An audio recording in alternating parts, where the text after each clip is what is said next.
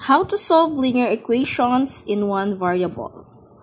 First example, c plus 5 is equal to 8. So the opposite of positive 5 is negative 5. So mabutang man ta sa biyak nga side.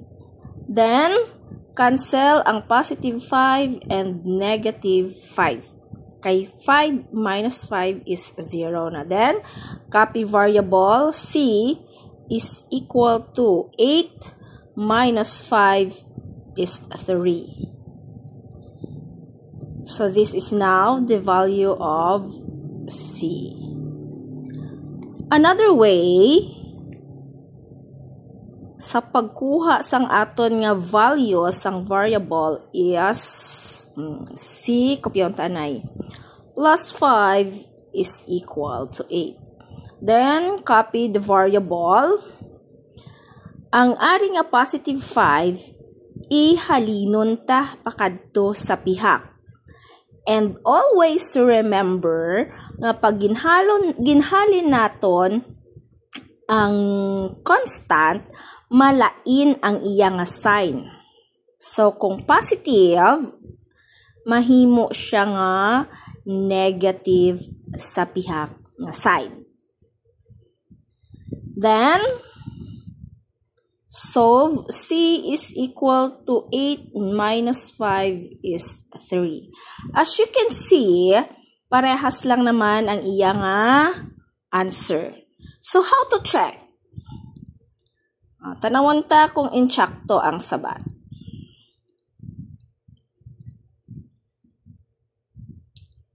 Copy the given. C plus 5 is equal to 8. Then, anong himuon ta? Substitute the value of C. So, the value of C is 3. So, 3 plus 5 is equal to 8.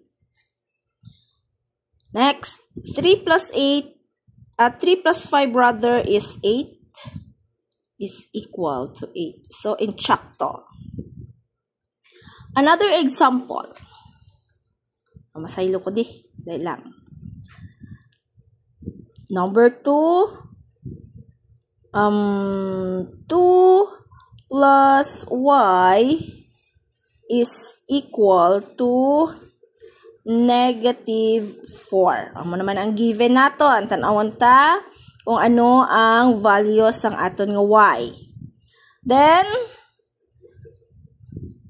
pwede man amuni ang gamiton ta, pwede man amuni ang way naton. Dali lang kay kabudlay. So, we have, mauna taanay sa first way naton.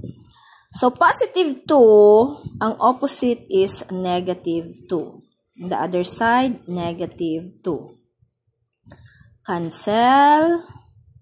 Nabilin is y is equal to negative 4 minus 2 is negative 6. So, amo na ini ang aton nga answer, ang value sang y.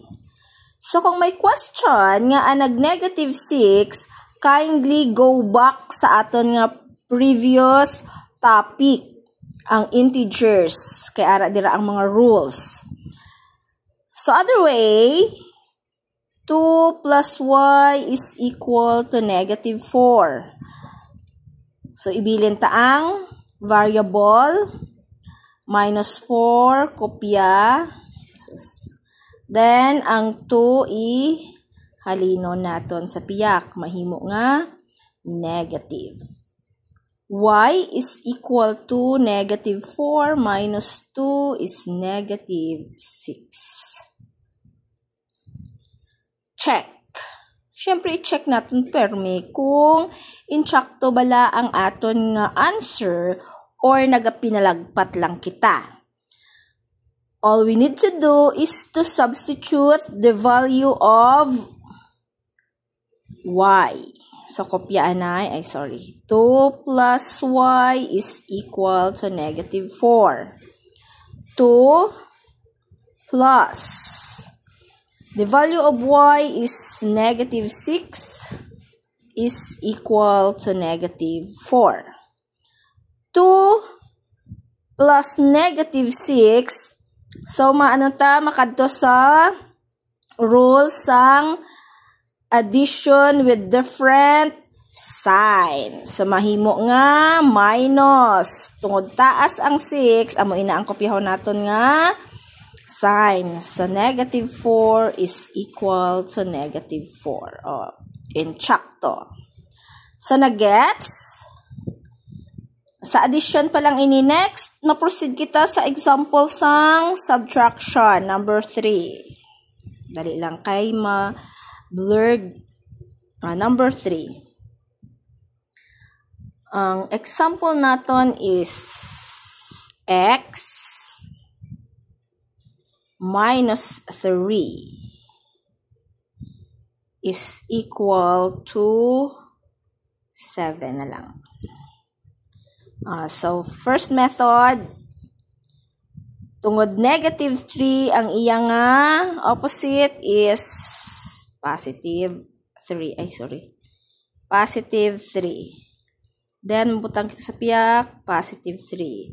So, negative, positive, cancel, copy ang variable x is equal to 7 plus 3 is 10. Okay, so may sabat na dayon kita sa aton nga number 3. Try tayong isa ka way, x minus 3 is equal to 7.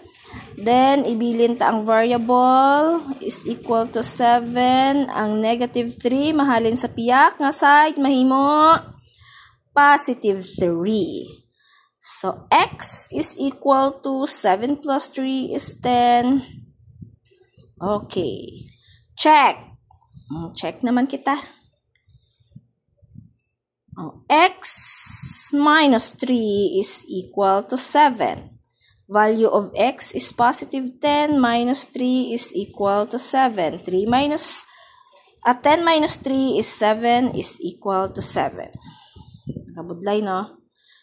Another example, number 4. Ng 6 minus d is equal to 5. Try natin.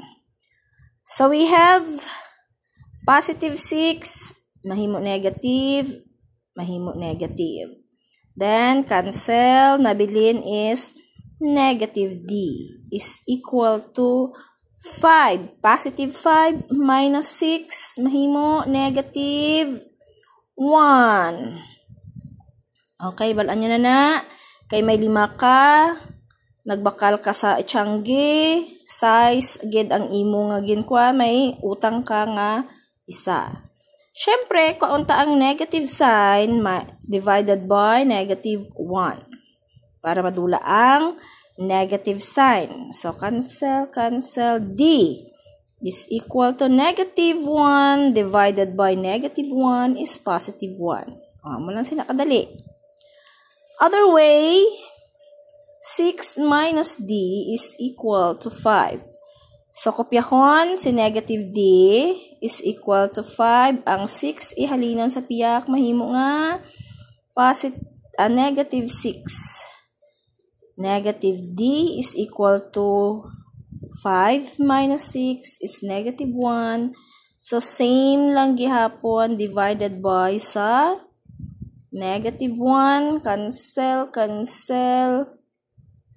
D is equal to 1 divided by negative 1 rather divided by negative 1 is 1. To check.